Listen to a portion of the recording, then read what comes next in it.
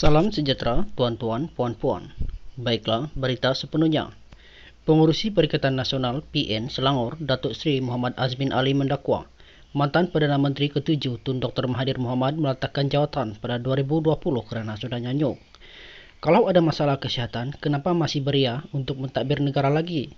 Tiada siapa yang mahu memberi peluang kepada orang yang mengalami penyakit nyanyuk untuk menjadi Perdana Menteri. Penyakit nyanyuk bukan satu masalah kecil untuk seorang pemimpin negara. Silap-silap hari ini buat keputusan, esok sudah lupa apakah keputusan yang dia arahkan. Bagaimana Mahathir boleh begitu yakin untuk menjadi Perdana Menteri kali ketiga sedangkan sudah nyanyuk?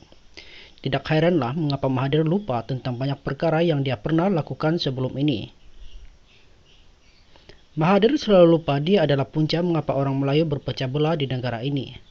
Pertelagahan Mahathir dengan pemimpin politik seperti Anwar Ibrahim, Abdullah Badawi dan Najib Razak bukan sahaja menyebabkan perpecahan tetapi juga melemahkan orang Melayu. Gabungan Gerakan Tanah Air GTA yang ditubuhkan oleh Mahathir kononnya untuk menyatu padukan orang Melayu adalah sesuatu yang tidak relevan. Tanpa memburukkan, gerakan itu diterajui oleh Mahathir yang terang-terangan sering mengutuk orang Melayu sebagai pemalas. Nampaknya Mahathir lupa apa yang dia pernah katakan pada orang Melayu namun masih ada niat untuk menyatu padukan orang Melayu. Mahathir juga banyak kali lupa tentang janji dan manifesto yang pernah dibuatnya. Salah satu kes yang adalah tuntutan Pulau Batu Putih. Tindakan Mahathir untuk membatalkan semakan semula bagi kes Pulau Batu Putih jelas sekali bercanggah dengan pendirian awalnya sebelum itu. Pada pilihan raya umum ke-14, periode 14, janji 11 manifesto PH menyebut, Pakatan Harapan akan meletakkan pandangan dan teguran Raja-Raja Melayu di tempat tertinggi.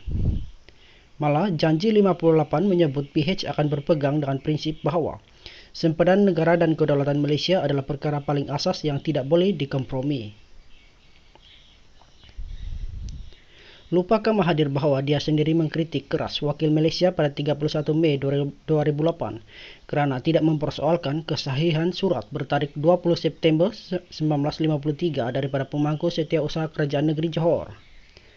Apakah Mahathir lupa bahawa dia sendiri mengkritik keras keputusan Mahkamah Keadilan Antarabangsa ICJ pada 31 Julai 2008 kerana keputusan itu didasarkan kepada satu surat yang ditulis oleh pegawai rendah Johor semasa di bawah jajahan British kepada pegawai British di Singapura, sedangkan sepatutnya surat itu hendaklah dititah dan ditulis di bawah kuasa Sultan. Mahathir sebelum ini mengatakan kuasa politik tidak boleh berada di tangan orang Cina kerana orang Cina sudah menguasai ekonomi negara. Melayu masih jauh ketinggalan walaupun selepas lebih 50 tahun dasar ekonomi baru DEB diperkenalkan.